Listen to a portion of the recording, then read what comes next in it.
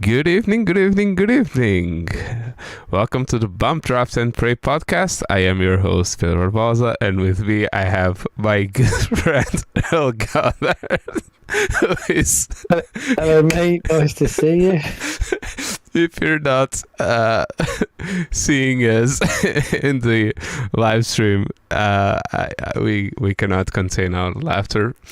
Because we've not done this for a while, and You forgot to do something. yeah, I messed up. I forgot to arm our microphones into everything, so we didn't really have yeah. So welcome to a new season of the Bump Draft and Pray podcast, and to a new season of Formula One. Yeah, I messed up pretty bad there. But let's continue. So it was one of the earliest starts, if not the earliest start of Formula One that we've ever had, basically. So not just probably in the modern F1. Let's say in the modern F1, it is probably the earliest start that we've had. Yeah, but then when you think how many races they're trying to cram into a season now, they've got to start them earlier, haven't they? Yeah, it's 23 this 23? year. Yeah, it was supposed to be 24. So, yeah. I think they're trying to play catch up with NASCAR. Oh, definitely. So, yeah. We used to get the first race in the end of March. We now have the first race in the first weekend of March. So yeah, it's going to be a long season, but we're excited anyway. At least for now. We're not going to be excited when Max has won the championship in August, and we still have until December to go. Yeah, I think we can say we could get that bit of conversation out the way quite quickly. The Red Bull have taken a good step from last season. I mean, they had the best package last season. They've tweaked it, improved it. No one has got near them. That car's in a class that it's like the Mercedes was 4 or 5 years ago, where it was just dominating. It's that good a car. So barring them having mechanical issues and accidents, there's no one's going to touch that car. Yeah, we could talk a little bit about testing. We could just... we were supposed to actually do a season preview stream, but life got in the way again. And so we couldn't do it. But let's try and forget about the race and try and think what we had in our head before the weekend. And yeah, Red Bull fastest. Red Bull fastest. that car is... You can tell the car's just working. Definitely. And it's obviously designed around Max. Max has now got, not that he was lacking confidence, but he's now got the confidence of a 2-time world champion. So he's a pretty formidable force on his own. Stick him in that car and the whole team's... it harks back to the Schumacher era where Ferrari was built around Schumacher and it was all about him. So you think we go to that now? Red Bull have hit in that sort of vein of form at the minute. Yeah, and it's going to be hard to beat them. And I got that from the start. Let's forget about the Oh yeah, car 100%, launch, 100% because the car from launch was a non-car launch. It was basically just a joke. promote Red Bull, and a bit of a joke. But yeah, in testing, I think I commented this with you while the testing was on. There is a picture of the FlowViz on the side pod and on the top of the floor. And there's a shot of how it goes around all that part, and it just looked tidy. It just looked amazing. I think I never seen a FlowViz pattern so consistent and so specific. Yeah, it's an amazing thing to see. I think they should have just left the FlowViz on the car, because it was just a thing of beauty. Rub salt in it for everyone else. Oh, definitely. And actually, it brings me to a point, because there's basically three concepts. Although I must say that the Ferrari one, like the entry point of the side pod, has taken a little bit of a Red Bull. They do have a bit of a gap there between the top of the side pod and the flooring. Not as much as Red Bull, but they have. But the other completely different view or take on the regulations is Mercedes one, with the zero side pod, or the 0.5, or whatever they want to call it. The no pod. Or the no pod. And it just doesn't make sense in my head. Let's be honest. I'm going to be completely honest. I can't see how that works. There's obviously someone very clever there that's decided it's a good thing to do. And Mercedes are spending their money doing it, so they must obviously believe in it. I'll be honest, I'm surprised that they've stuck with it.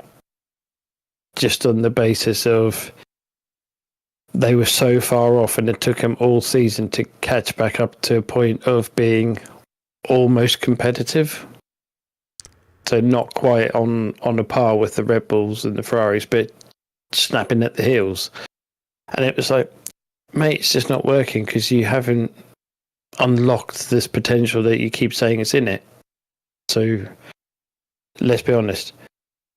You copy the car that's winning. Yeah. Especially in this era where you're so restricted on regulations.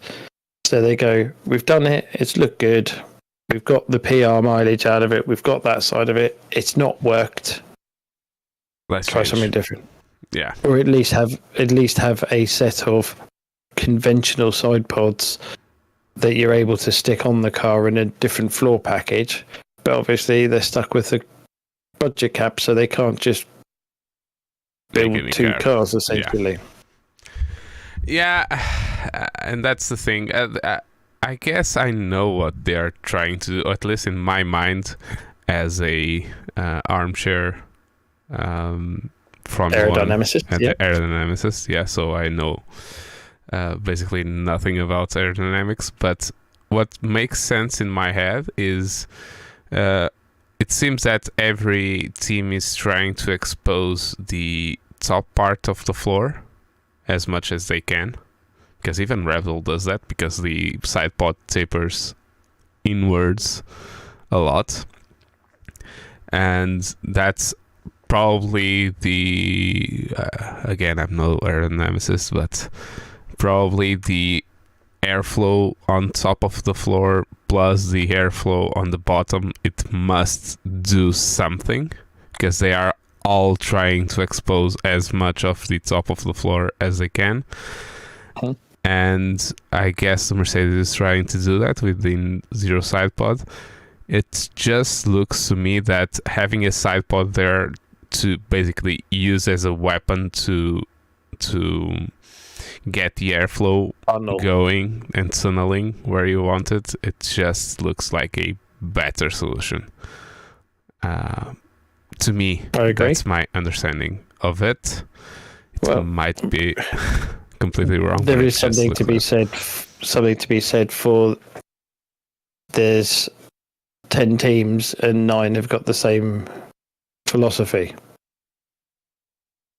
If the zero pod was working that well and Mercedes were winning everything, you'd see people cutting their side pods off left, right, and centre. But it's not. So, And that takes me to another point. When I saw the Mercedes, like the launch, I just told myself, I do hope that this is a Red Bull launch and that's not the car, or that you've done something completely miraculous with the floor that we can see. Found something. That you found something with the floor and we can see, because the car just looked like the same car but in black. Not even black, but Carbon, basically. So yeah, that was my which thought I think when I saw. on that point, as we'll jump around a lot, I think, in this episode. Yeah, but I think they need to bring in a minimum paint weight for the cars so that the cars have to be painted. I get a little bit of carbon showing is one thing, but when they're going to the point of going, we'll just put a bit of strip of paint up the nose and leave it because that saves weight, I think they should make it so that the teams have to have 1 kilogram of paint on the car. Yeah. And there's someone cleverer than us that will work out what it is so that they have to cover 75% of the car has to be painted. But that's the thing. There's cars totally painted on the grid. The Red Bull is all painted. With their so-called super slippery matte paint that everyone was going on about a few years back, that it's a special paint. Yeah. So yeah. I that's the thing. I think I heard someone say that the paint on a Formula 1 car is about 6 kilos or something like that, or like a traditional paint job. I don't really believe that. One, because every team is using different paint. Every team will use a certain amount of coatings of paint. I mean, I've looked at some race cars that are painted one color, but you still can see the carbon. Just looks like that color from far away, but when you get really close, you can still see the carbon. So it must not be that. It's not like me painting drums on the workshop. So, yeah, I agree with you. I think we should, because we are at risk to not have basically all black cars. Yeah, you compare it to IndyCar. Yeah. There's 30 cars that have got more stickers and more sponsors than you've ever seen in your life on every single one of them. And they're all fully painted. There's nothing, and there's got to be a way to make it more marketing, sport, user, fan. I mean, more than anything, fan friendly. Yeah, just make everyone having to pay to all the surface of the car must be those logo changing. Yeah, I mean, paint it black if you want. Yeah, paint it black if you want, but it has to be painted because there's fans out there new to the sport or even old timers that go, I like that car, and they sort of support that team for this year because they like the livery. And, go back to the old when Renault had the JPS Lotus-esque, and it was like, yeah, it looks nice in that, but probably a bad example because it's a black car. With some gold striping around it and a bit of red because of the but it was sponsor. Painted. Yeah, and it's hard enough to try and distinguish between the Aston and the and the Mercedes in Bahrain. That is very difficult. Very difficult. My God, confused me so much. But that's the shade of green that just doesn't work in a low lighting situation. No. Not even in a high lighting. I think it has to be a certain amount of lighting. So yeah, it's a bit odd. Yeah, it's a bit odd. But I'm not going to. I think one final thing on paint before we leave that subject. The man whoever decided on the Duracell battery on the Williams, I mean, spot on. Spot on. Even on the Halo. Did you notice on the Halo? Yeah. Oh, it's just amazing. Just. And it's like, mint. That's when you go, the guy's earned his money there. 100%. That's brilliant. 100%. I hope they're paying millions and millions and millions because this sponsoring, it's just spot on. I mean, that was just fun. Yeah, perfect. Yeah, definitely perfect. So then I'm going to say that I didn't have any thoughts on Ferrari preseason, just because I couldn't. I could see any data from the Ferrari. Either they were trying to push and they were nowhere, or they didn't really do anything that I couldn't see where they were, basically. Very middle of the road. No. We knew they were going to be there or thereabouts. Yeah. You know, they were a top 3. It's just whereabouts. But like you say, they did a lot of laps. They had more reliability. But yeah, they didn't set the world alight. No. Who set the world alight were Aston. They looked. Yeah. It looked like a nice car even at launch. When I saw it, I just thought, that looks fast. That looks a well put together car. Now it looks like it makes sense. It just looks. Yeah, they've obviously gone more to the Red Bull philosophy with the side pods, and they've made quite a huge performance jump up the grid. I think we all know traditionally Alonso likes to put in a time, doesn't he? He likes to be up at the top of times with it. So when he finished day 1 P2, I was like, yeah, I'm not surprised. First test, new team, and he's almost sticking the finger up to Alpine going, see, this is why, you know, it's that sort of thing. But yeah, and obviously we didn't see too much of Djokovic because he had some issues. Yeah. But I thought it was like, my initial thought was, if they're on low fuel, it's nothing special. If they're just doing a proper testing program, they're going to be close. They're going to be fast. Yeah. Let's not pretend that everyone doesn't. No, we don't. But yeah, and then obviously podium. So yeah. It was the latter rather than the first. As soon as we got to Saturday and it was like, all right, Alonso's P4, P5 in quali, I was like, yeah, okay, he's got a car. With a horrible lap. The third sector, like the first and the second sectors were quite nice, but the third sector he did a huge mistake into the last corner and lost like 2-3 tenths just on that corner. So that would have put him right in there with the Ferraris in qualifying.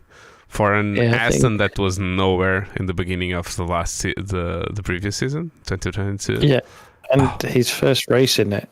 His first race in it.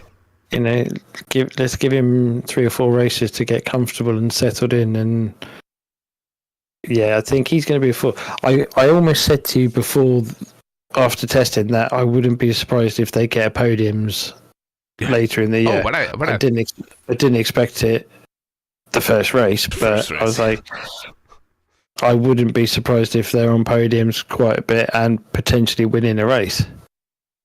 You get somewhere like Monaco. Yeah, because they weren't really very good on top speed this weekend. They were But you just think so, Alonso's ability and Monaco with a car that's a quick car. If anyone can play the strategy game, better than most. And even in the testing, they looked like they were good on their very good on the tires, and that they were quite fast in the end of the stints. So that does a lot for your strategy. And I mean, we have to also say Lance missing all of testing, coming back, still putting it in the top 10 in quali, and then P6. Driving like this. Yeah. It was not able to turn the wheel at turn 1 and having to take his hand off and bumping his basically his fists on the straights to try and get some circulation. And if you guys haven't seen, you can go to Lance Stroll's Instagram, and there's a good video there that shows his recovery, and it's just amazing. Thing is, we knew he had an accident and he would be fit, wouldn't he be fit? And you go fair play. That's a good drive. Very good. To then see the video and go, okay, you went through all of that. I mean, to finish the Grand Prix, it was an achievement. Yeah. To finish it in the top 10, I'm going to say fucking hell. To finish ahead of Russell and catching both Lewis and Carlos Sainz. Yeah, and I'm like, do you know what? I think he's gonna have gone up a lot because everyone's always going to say, "Daddy." Oh, Daddy doesn't make you have the strength. Let's not beat around the bush. He would have had the best medical care. Oh, definitely. He had the best medical care in the world. He still had to have the drive. He was operated on by that famous doctor that does all of the surgeries on MotoGP riders. Yeah. But yeah. Dr. Costa. Dr. Costa? I think Dr. Costa, I think it's the one on the actual race. Ah, okay, yeah. So it's a surgeon, not the... But, so you think he's had the best of everything. He still had to fight through the pain to do the rehab to get back in that car.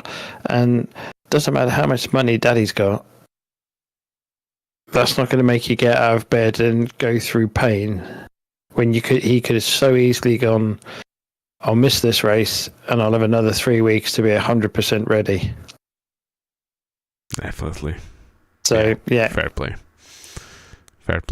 I was never a Stroll hater. Never.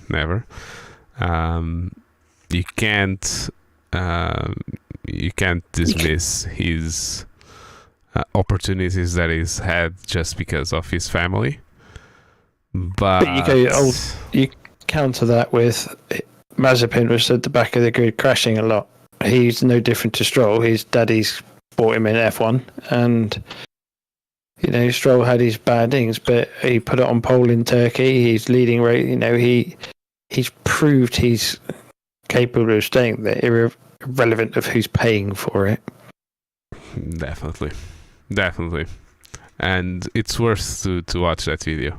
You went through a lot. He broke both of his wrists, and one of them he put a pin or a screw there. The other one he had to basically do just physio because they couldn't do anything to that fracture, and he actually had fracture on his right foot as well.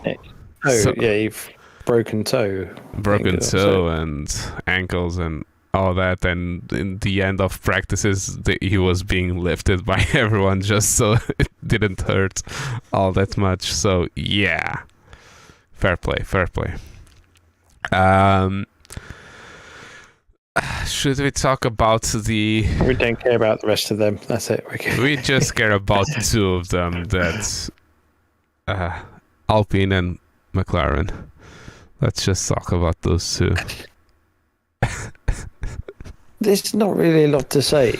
McLaren, not much dissimilar to last year, are nowhere at the moment. They've got some issues.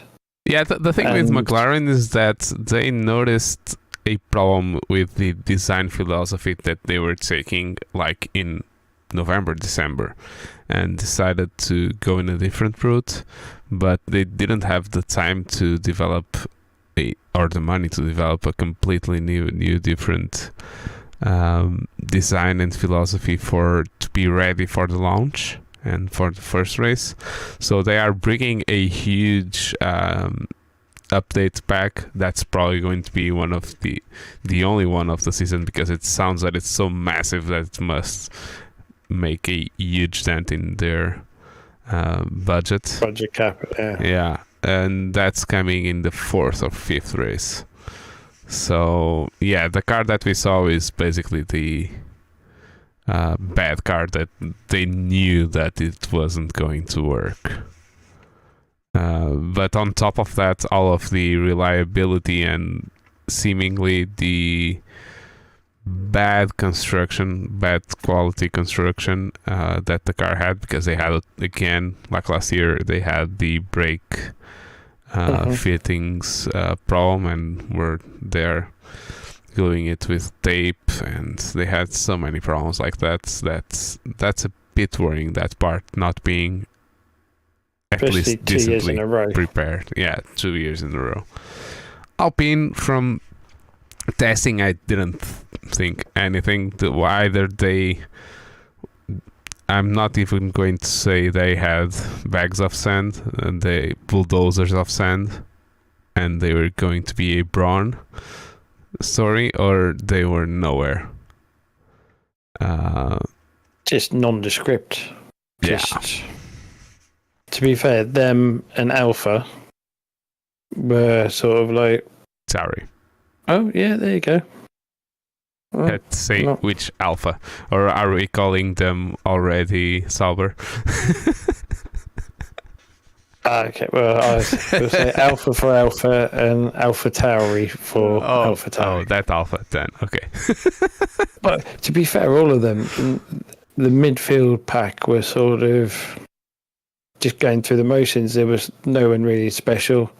Haas were carried on being towards the front where expected, and Hulkenberg showed that he's got a bit of pace about him, and he was top 10, so you can't quality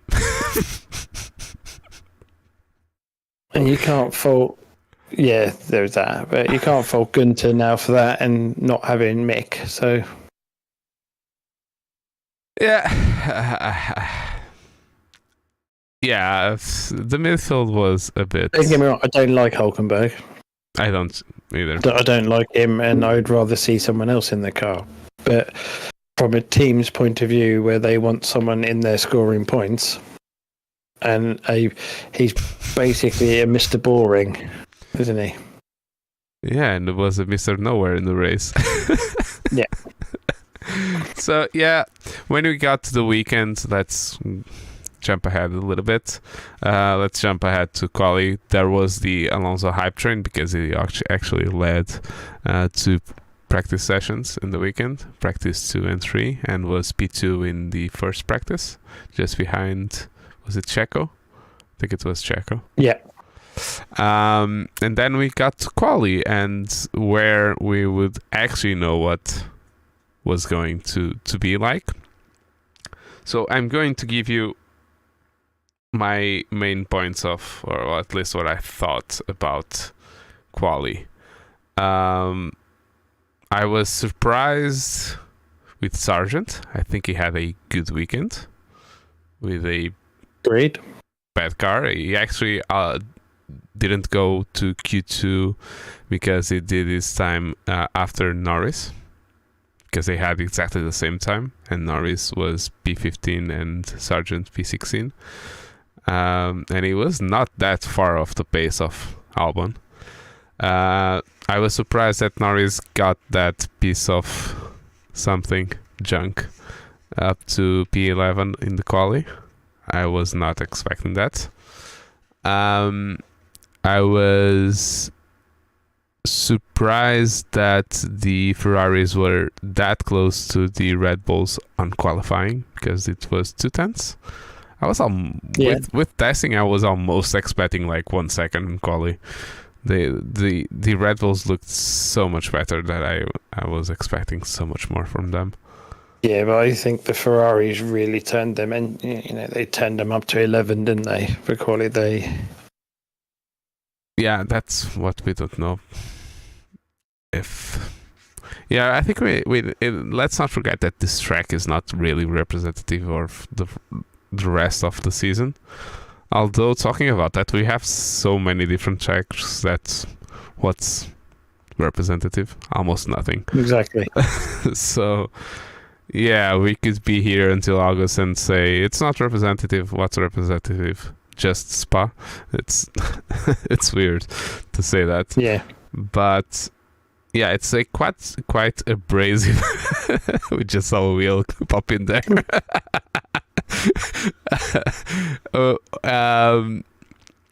Yeah, it's very abrasive, the tarmac. So that makes a difference in basically not getting the tires destroyed. But in quali that doesn't really matter. It's not that it doesn't really matter. One thing that we started to see last year, and it seems that it's the same this year, is managing temperature of the tires in the entire lap, so that you don't get your tires too hot in the end of the track and lose massive amounts of time. It seems that that's continuing this year, although the tires are different. It does seem, though, in this era of Formula One, that is the buzzword: time management. Even in quali. Yeah. Even in quali, every step of the race, they're managing. It's not, let's see how fast we can go for 72 laps or whatever. It's all 57 here. I was just going specifically, not this track. There'll be a 72 lap race eventually. Eventually. I'm going to see, man. I'm going to get a note here. If we don't get the 72 lap race, you're screwed. I'll get one. Anyway. You'll pull some strings. Yeah. So yeah, I'm losing my train of thought now. Sorry. Yeah, tire management. Yeah, it's just management in every aspect, which is sort of wrong. That they should somehow have a set of tires that they can do quali 100% flat out 3 sectors, and not going right. Let's give up 3 tenths in T1 so that we can stay flat stick in the last sector. Yeah, but that would mean probably a quali tire, a tire just for quali. Either it's being one of the we have 6 this year, probably 6, yeah. 6. So it could be just run the hard tires. So for quali, you can just use hard tires. But I don't know. I don't see the teams going for that. I think it would never. Yeah, no chance. No chance. I think it would. I don't know. I don't see that working. I'm talking about it from a fan's point of view. To be able to have, he's on the limit for every corner, and not, you can see he's backed out of it a bit there to save the tyre for the end of the lap. Yeah. I mean, it must be at least a little bit interesting to have that while driving, although it must be more fun to just go flat out. So yeah, but that's what we have, at least with this generation of tires. Yeah. The you can apply actually to be the new Formula One tire supplier from 2026. Is it? They opened the registrations for that. I don't have enough tires for that. you don't have a tire manufacturing facility hidden behind you. No. So yeah, let's be honest, it's going to continue to be Pirelli because it has been for as much crap as Pirelli has gotten through the years, it's actually been quite successful relationship. Let's not forget that. And Pirelli has been doing basically what they are told to do. One year they say they want cheese tires, the next year they complain that the tires don't last and they want harder tires, and it's been I think they are managing it quite well from what Formula One wants, because they are not doing what they want, they are doing what Formula One wants. Yeah, they're being very smart and clever there. The bosses go, we want this to happen. So they go, right, well, next year. Yeah. They give him that tyre, and we want softer options, right? Give him softer. Oh, but they go, oh, we want this. Just keep giving them, and they know by doing that, they'll be the sole manufacturer for 40 years. As long as the current F1 management are in place. Yeah. So yeah, we don't expect I don't it think to change. As much as we want a tyre war, I can't see F1 ever going to that. Never again. Never again. Unless it even possible to do a budget cap on tires for tire manufacturers? Oh yeah, because they just do what IndyCar do and have a prime and an alternate. So you have a hard and a soft, and you've got to use 2-to-1 in the race. So like say 2 hard tyres and 1 soft, or 2 soft and 1 hard. That's your options for the race. Yeah. Deal with it. Which is what IndyCar does. It's actually better than... Probably that's a little bit more exciting than just using 2 different tires in the race. Although you'll get every time 2 pit stops. Or 3 if you really want to make a third, because I think in IndyCar you can do that, 3 pit stops. Yeah. I mean, obviously they could change the ruling and tweak it to suit Formula One, but that's about the only way you'll ever sort anything with tyres in a budget cap is... I know they restricted at the moment, but they've got too many options to choose from, so it's like... They could actually make the tire manufacturers come up with just X amount of tire options from the start of the year, and then you can change that tire in the entire year, because when we had tire wars, they were doing specific tires for tracks, for specific tracks and for specific drivers. Even Bridgestone, everyone talks about Bridgestone doing tires just for Schumacher. So yeah, it's a complicated matter. Yeah. There's obviously safety involved as well. Yeah, and safety involved and all that stuff. So I think it does make sense with the one tire manufacturer. As much as I would like to see tire wars, I do think that the only way we could do that is just say, so screw the budget on the tire part. And Formula One is not going to do that. And also the only way to do a tyre war is you have to guarantee 5 teams on each tyre. Yeah. You can't have it where you've just got Haas and Williams on Bridgestones and everyone else on it doesn't work. Yeah. You need to have parity. Yeah, definitely. So it's never going to work. Nope. So yeah, Alonso got 5th. Yeah, 5th. Just 4th, didn't he? No, he 4th. 4th, yeah, 4th. He was on the second 5th. row, yeah. No, Was 5th. No, he was just behind the 2 Ferraris, so 5th. So it was Max, Sergio, it was Leclerc, it was Carlos, and then Alonso, Hamilton, Russell, Hamilton, Stroll, Ocon, Hulkenberg. From I don't have that anywhere here. So from my head. Well, actually, I got it here. So that just screwed my. I have that the start is that, but I remember that. So yeah, good result for, of course, for both Red Bulls. Alonso, like I said, had that moment. He could have at least split the two Ferraris, I think, if his lap would have been a little bit cleaner. Stroll putting it in 8th place on with the problems that we already talked was a massive deal. Ocon and Hülkenberg out qualifying their respective teammates.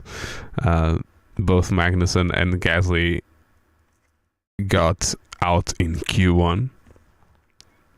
So yeah, massive there as well. So yeah, that was our qualifying. So for the race, what should we talk about the race? We're going to make things a little bit different. We're not going lap by lap. What we're going probably to talk about is the start, because that was kind of interesting in a few things. There were a few drivers that didn't do a very good start. One of them was Perez, which I think it just shows. Let's talk a little bit about Sergio and Red Bull. It's just for me what the strategy that Red Bull made the whole race just told me that they were very comfortable with what they had, the car and everything, because Sergio got passed by Leclerc on the start and he just sat there behind him, and then on the second stint he put on soft tires instead of the hard tires that everyone put on, in apart from both Red Bulls and both Williams. And they pitted around the same time in the first pit stop, so from softs to hards on the Ferraris and softs to softs on the Red Bulls, and even that shows that you are very confident, because it just shows everyone what's your plan. So you're going to pit 2 times then, because you have to run 2 different tire compounds. And then on the second stint, they just decided to go ahead and pass Leclerc, and he passed him, and he actually did more laps in his second stint with soft tires than Leclerc with hard tires on his second stint. So yeah, that's massive. It was the first thing that I thought when we got to that with second stop area, and it's like, especially when you look at how far Max had disappeared off, was running a solid pace. He wasn't cruising, he was pushing. Or was he? Well, by lap time he wasn't going too slow, was he? Yeah. And and they were making softs last that long, and you go, that's a bad omen. Yeah. I did turn to my wife and go, that's the championship gone. If they can do that here and they're not under pressure and they're just cruising away, it's like, it does. I feel sorry for the other teams. Yeah. Yeah, it was mighty impressive. So it was mighty impressive. So they had pace the entire... you couldn't see drop off anywhere. They didn't get caught off guard with anything. They just got caught off guard with Sergio's starts. And let's not forget that he started in P2, so he started on the dirty side of the track. And Leclerc had a new set of softs on, which he saved from quali for that reason. So yeah, and so it was massive. The other team that I want to talk about the start is Aston, because both drivers actually got a good initial start, but then how Bahrain works is that you have a very nice straight, like the pit straight, and then you have a very tight corner and a very difficult exit to get the traction going right for you. And then you have a second straight, and in that straight Hamilton actually got past Alonso, and then while Alonso was trying to get past Russell, I said this yesterday on the Portuguese podcast, I almost feel that it got to a point of like it was last year at Coda with Russell and Sergio and Carlos Sainz, because they were going full throttle. Lance was trying to pass Russell, and then because of the way that Fernando was trying to doing the switchback, doing the switchback, that exact vector of momentum was completely different between the two. So I think that caught Lance a little bit off guard, and that they crashed into each other. They were able to continue, like don't spin and nothing like that. Although Fernando was passed by Russell because he got a bad exit. Gives you traction, yeah, and that actually messed up his strategy even more. And damage on the cars. Yeah, very lucky to not puncture a tyre and lose a front wing. Yeah, definitely. Very. You sort of expected Alonso to go 2 corners and then start wobbling on the right rear where it's got a puncture, but yeah. They got away with it. Dodged a bullet. They had the luck this weekend, that's for sure. Yeah. And let's talk about Fernando a little bit. We already said that he got podium. I actually think we heard something that they might have the second best car of the grid, and I actually think that they had the second best race car of the grid, if not even in qualifying, because you talked about that maybe Ferrari were trying a bit harder on the engine to get a little bit more towards the front. Yeah, position. Because the Astons are so good on the tires, man. So good on the tires. It's scary. As well, for a midfield consensus for a lot of our podcasts are going to be about Red Bull did this and the Astons. The Astons did like parallel thing.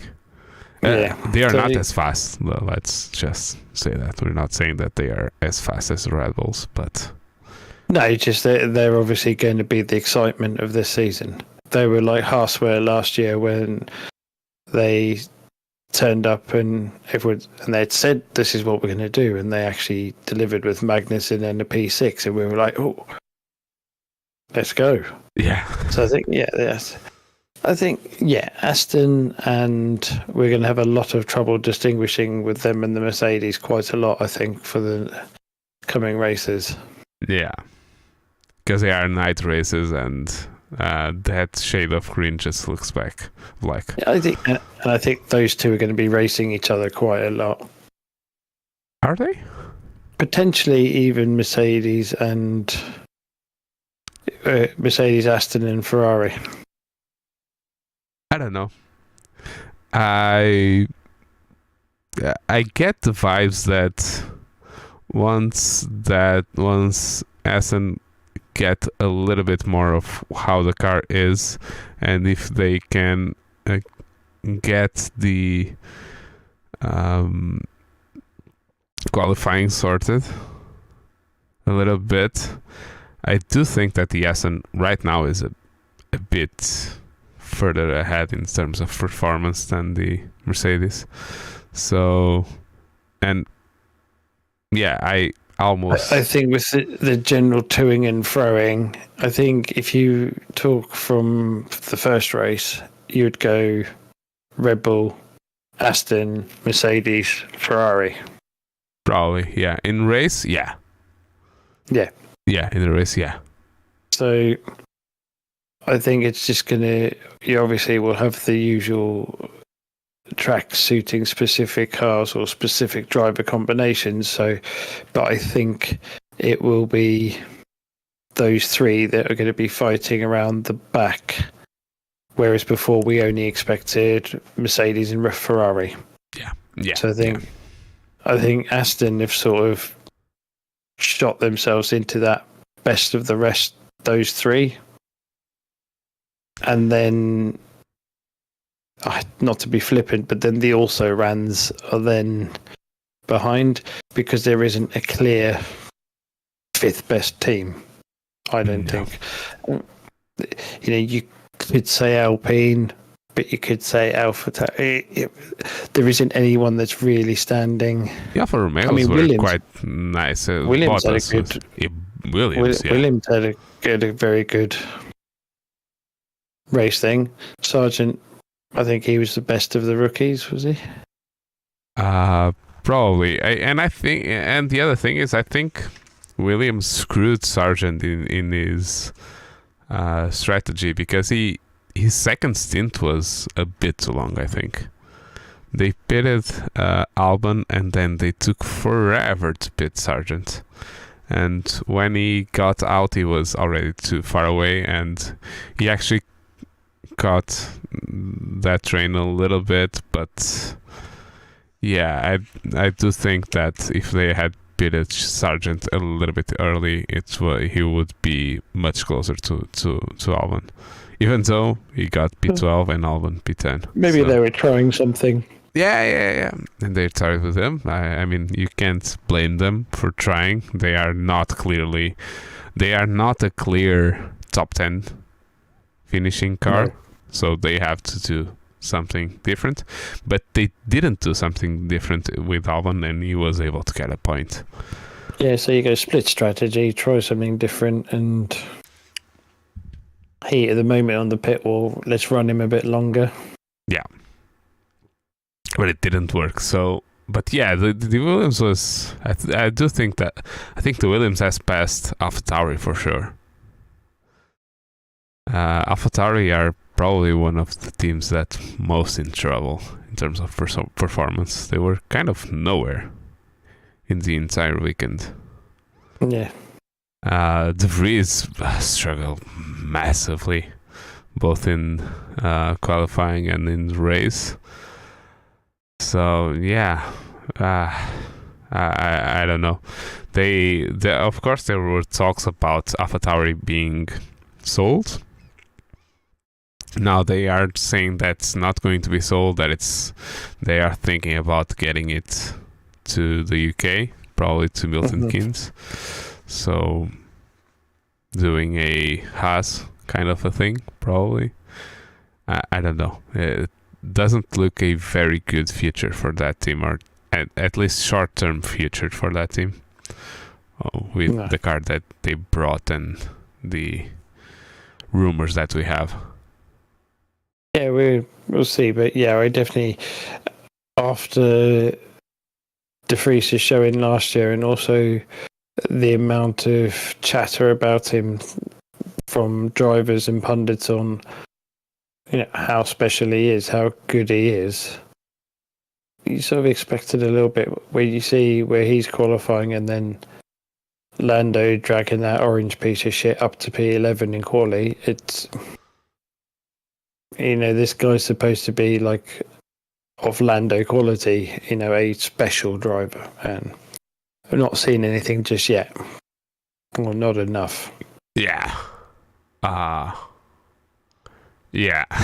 It's just so yeah, AlphaTauri was nowhere. Haas in the race was nowhere because they dropped back massively. It was a bit hard to see Hülkenberg go from P9 the race in the qualifying to basically last. The only two guys that finished behind him was Norris, that was filling the car with air. And I thought everyone thought it was hydraulic fuel, but it was actually air. I think because there was a valve that was not working properly, so it wasn't. I don't know what it does, but yeah, they were filling air. They beat it like 10 times, or at least it looked like that. And Guan Yu Zhou actually went behind him because they saw that he couldn't get points, and they put him on the soft tires to get the fastest lap time point from Alpine. So that's why he finished so far behind, because they just pitted him one extra time to get that point away. He didn't get the point because he was not on the top 10. But yeah, they got that point, so no one got the fastest lap point on this weekend.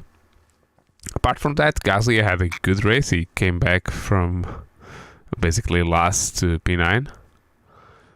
Bottas actually got P8, best of the real rest. So then Lance Stroll had a good race. He Alonso, he got a little bit more towards the back from that incident, but so both of the Astons had to basically do a recovery race and try and pass some people, and that takes race time away from you, so it puts you a little bit backwards. He actually finished in P6 for not even like 3.5 seconds behind Hamilton, but that just happened because he was pushing so much on the last couple of laps and actually made a mistake into T10 and lost like 2 seconds with that. So he would have been like almost on top of Hamilton and Carlos Sainz. So yeah, we had goods and bads on this race. I just want to talk about 2 overtakes, because the race, let's be honest, the race was not a very exciting race. But to be fair, Bahrain never normally is. Yeah, we had to have a Fernando Alonso without straight line speed and try to pass where no one could pass. So let's talk about his first overtake. That I want to talk about is overtake on Hamilton. Have you ever seen an overtake on turn 10? No, that was pretty impressive. Yeah, for those of you that don't know, it's an off-camber left-hander, fast downhill, and that most times the cars are on 3 wheels on the ground, and the front left gets a little bit loose. So yeah, but it just goes to show how comfortable he is in the car. I think it was on Sky, Martin Brundle said when you watched him with the overtakes, he was like, oh, you want to go to the outside? Okay, I'll go to the inside. Oh, you want to go to the inside? I'll go to the outside. He was just happy to put the car anywhere on the track. And when you've got that sort of car underneath you, or that gives you the confidence to do that, and someone of his caliber, it's like, that's a dangerous I mean, it's an exciting combination for the rest of the year. Yeah, definitely. Because he's going to be like, yeah, I can race anyone. Well, he thought that anyway, but they've given him a car that he can now. Then he can now. And that the overtake was at Carlos Sainz.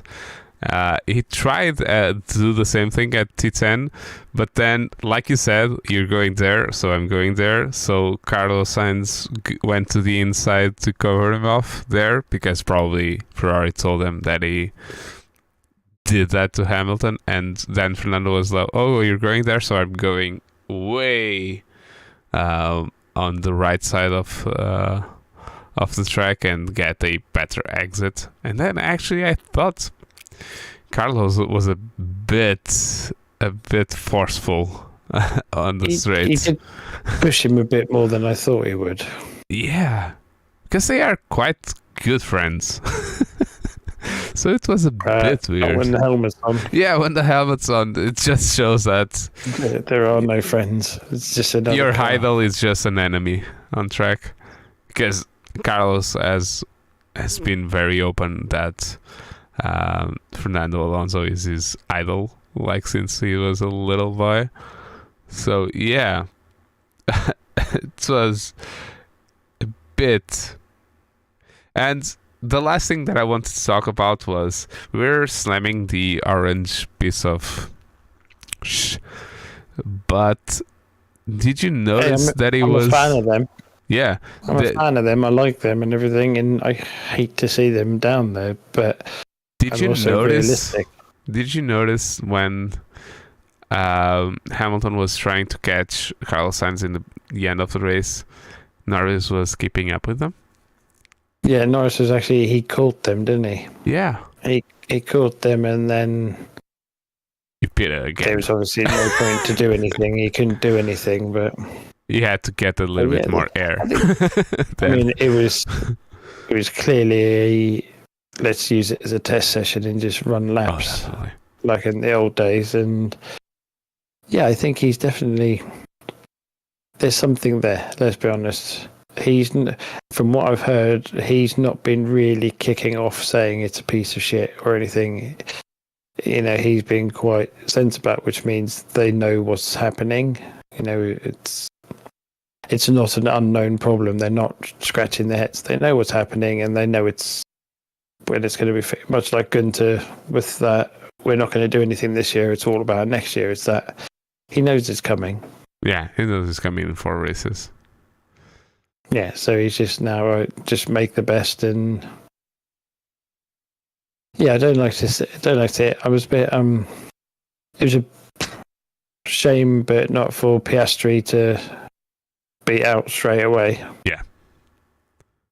But and again, another one I was probably the most interesting I was wanting to watch in this race, just because again he is coveted by a lot of people as a very, very big talent, and you know, a lot of people were interested in him or are interested in him, and not purely because of the Renault McLaren Alpine McLaren debacle that happened last year. You almost said but Benetton you know, now we're talking. That's a proper team. Oh, you couldn't joke. Yeah. Yeah, he's the one I'm quite interested, because when they have had proper running, he's not been too far behind Norris. Yeah, we're not expecting him to be another Ricardo and just having difficulties with that, because he has a clean slate, so it doesn't know what not that it doesn't know what a Formula 1 car is, but he doesn't have the he hasn't got the prerequisite that Ricardo had of, I've got 10 years of driving this car, and it doesn't drive like this car. Yeah. But yeah, he was probably the one I was most intrigued to keep an eye on and see how. And he was actually doing a nice race before he was going forward, before his problem. So, but yeah, he didn't really do anything, did he? No. He got like 10 laps or something like that, and then they caught him in to change tires because he didn't have downshifts. Was that it? Something like that. And then they changed the wheel, and then the wheel didn't turn on. So they thought it was the steering wheel, and it wasn't. But, not ideal, but. And talking about motor racing. Yeah, it's motor racing. And talking about problems, let's talk about the last problem, which was the reliable engine with 10 more horsepower that it's super reliable now actually blew up.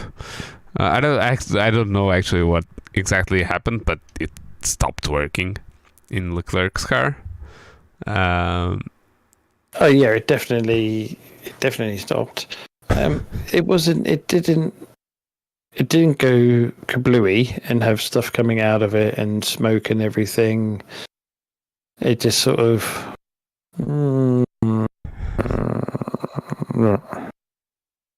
see, I mean, it wasn't hydraulics because he had gears to change it. It just sort of turned off, didn't it? Yeah. But let's see. I mean, from all the promises, it's a bit. The thing is, it's the poison chalice of being afraid. You know, Okay, so it's that thing of you're either a Porsche man or a Ferrari man. You're either a Lambo man or, everyone's got their thing. And with our previous work with Ferrari, I've always been Ferrari. It's like Ferrari, McLaren, or where my allegiances lie. It's just so hard to be a Ferrari because everything is like, this could be the one. Yeah. And yeah, we don't. We do think that they have the drivers to be. To be fair, I think if they get the car sorted and the have thing, if Leclerc doesn't sort himself out and stop making these mistakes that he's making, there might only be 3 or 4 in the season, but they're 3 or 4 too many. I think he's got to be very careful that Ferrari might start backing Carlos, because I highly rate Carlos. Yeah, me too. And I think the fact that he's not so, pardon the phrase, under the thumb of Ferrari like Leclerc is. Yeah.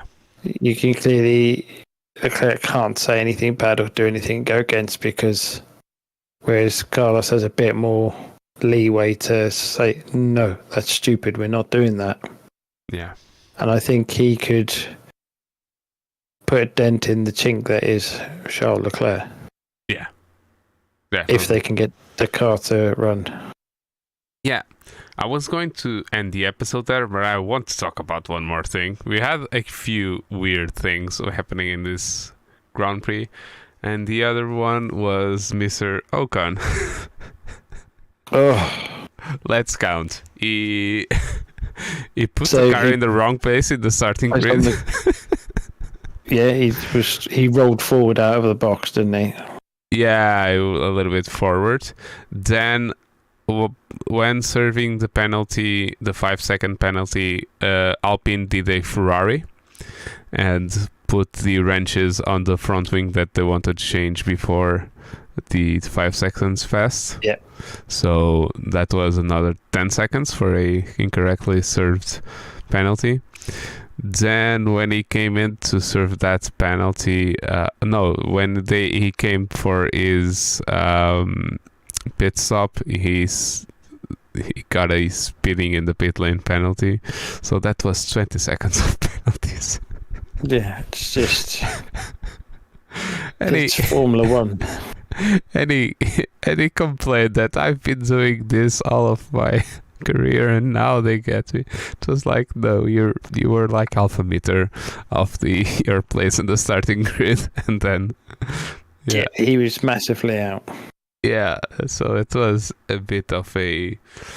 Oh yeah, 100%. But yeah, it's yeah, you expect better. Yeah, much better. From both him and the team. And the team. Yeah, it was. I mean, it's they do that many pit stop practices in every variant that they know 5-second penalty starts when the car goes, not after the pit stop. It stops and you wait for, and I'm sure they'll have someone in the earpiece who will go 5, 4, 3, 2. There'll be someone that does something like that, or go when they can start.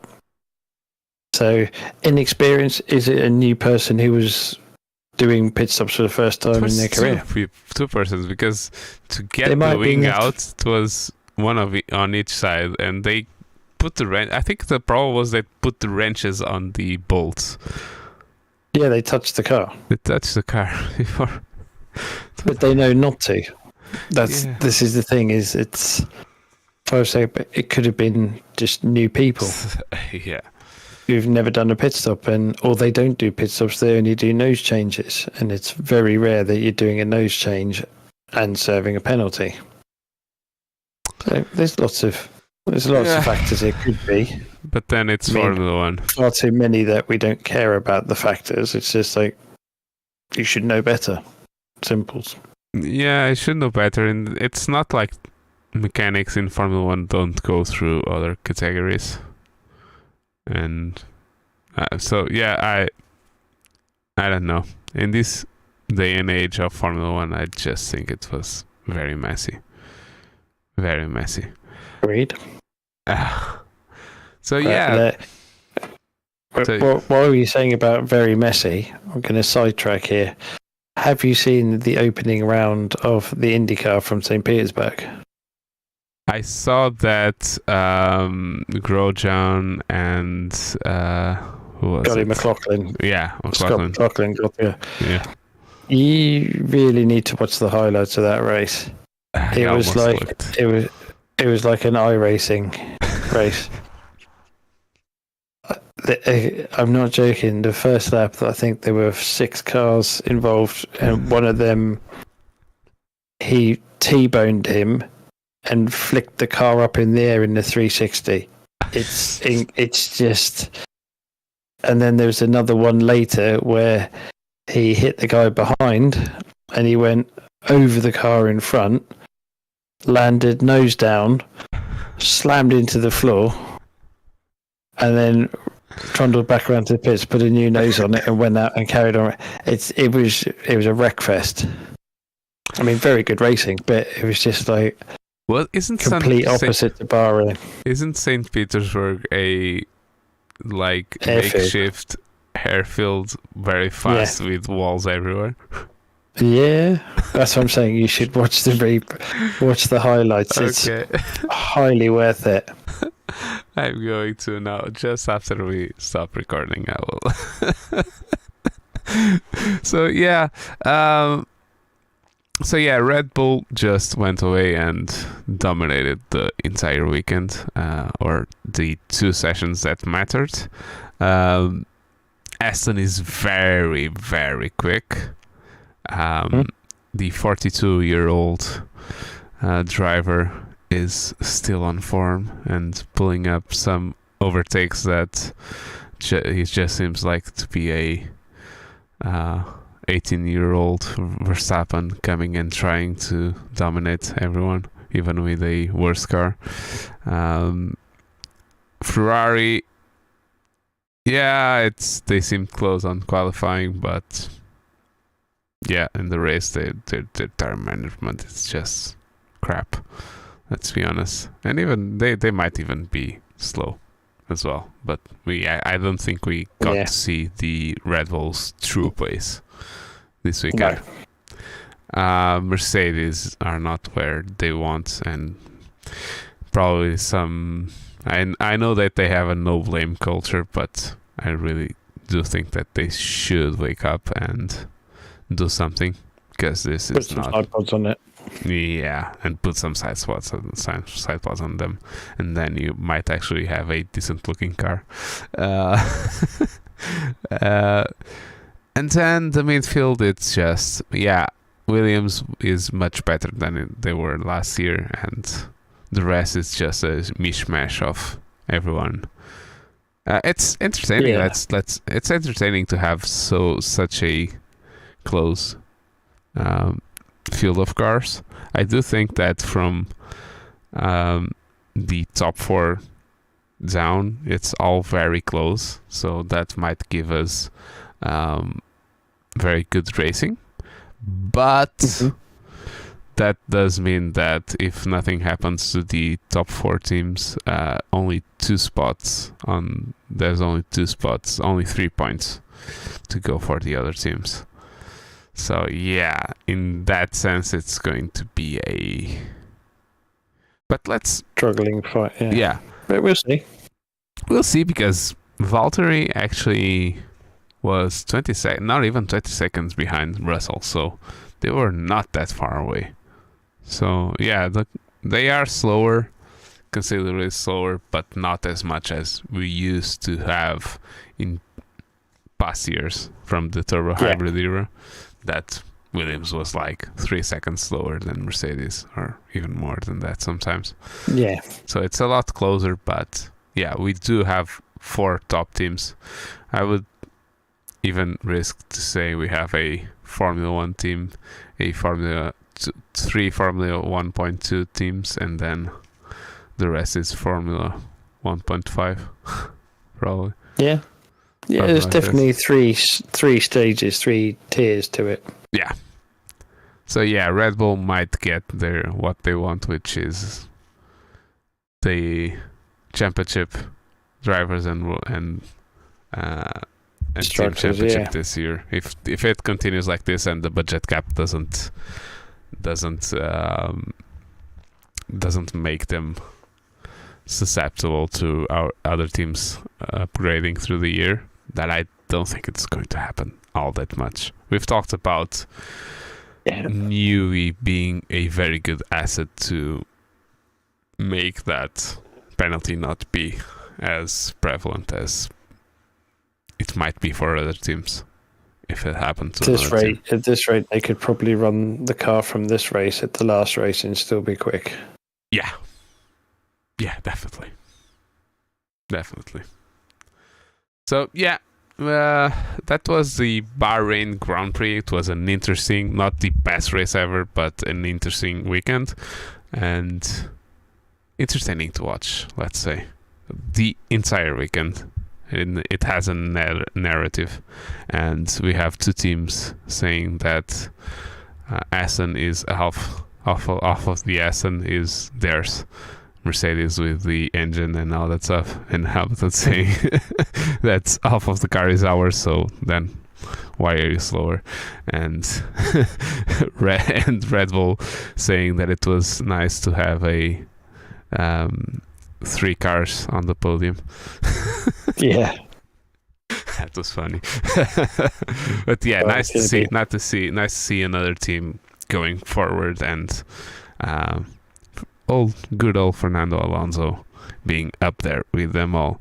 So yeah, I hope you liked the podcast. Oh no, we're not stopping, because we don't just talk about Formula 1. We had the last round of the TWR Sprint Series that happened. We did. Let's just spend a little bit of time on that. So we had the TWR Sprint Series last month. It extended to this month just because we delayed one of the rounds because of the Bathurst 12 hours, the official iRacing Bathurst 12 hours. So that round got delayed to the first weekend of March, which was last weekend. So the championship finished, and I'm just going to give you the top 3. It was on we didn't have any LMP2s, we just had LMDHs and GT3s, and it was Jay Becker with the win of the championship with 200 points. And we had the two teammates, Dean Quayle and Scott William, with 172 points.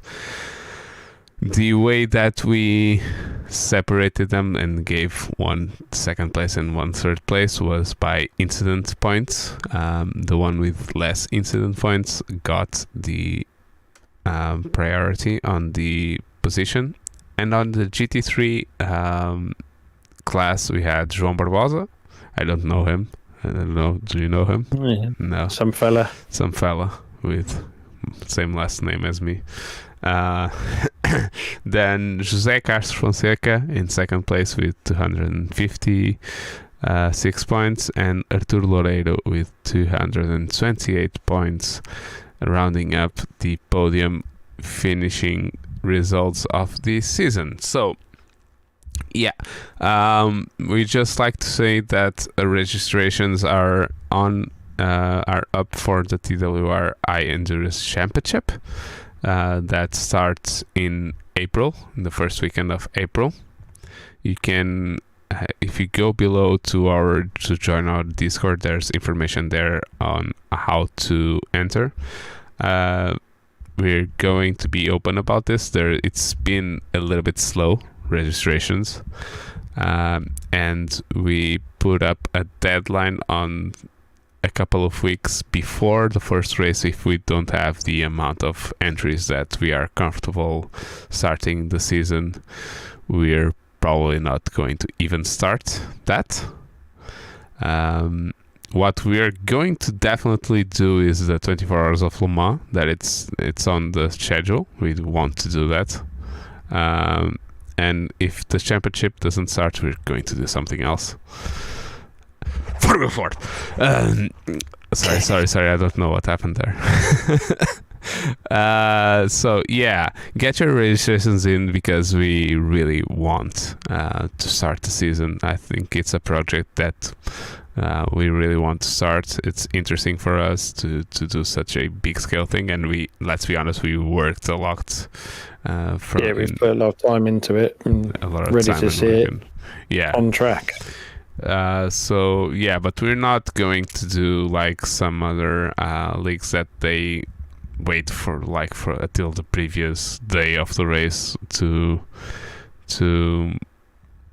see if they are going to start or not. We're going to wait until a couple of weeks before the start of the season, and if we don't have people, we don't have people to race, and we're going to find what interests people, and we're going to do that thing.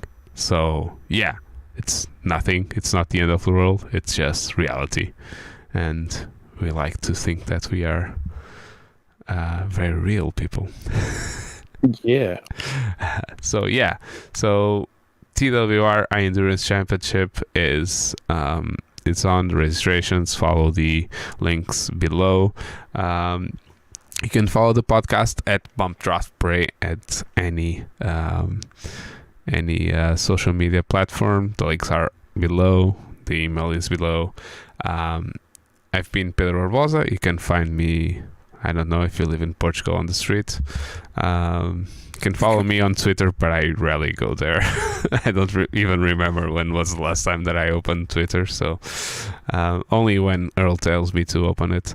And I'll be joined with Earl Goddard, and you can find him at Earl Goddard on Twitter.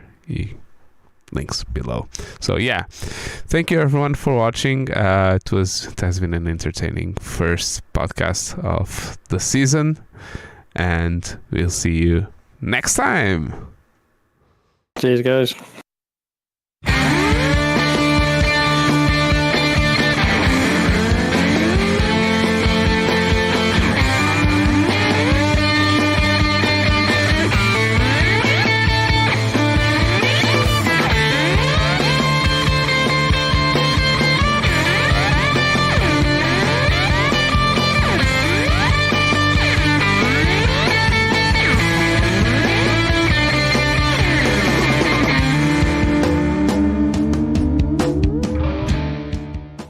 Bump, Draft and Pray is an independent podcast, and the music was by Letting Punks Know.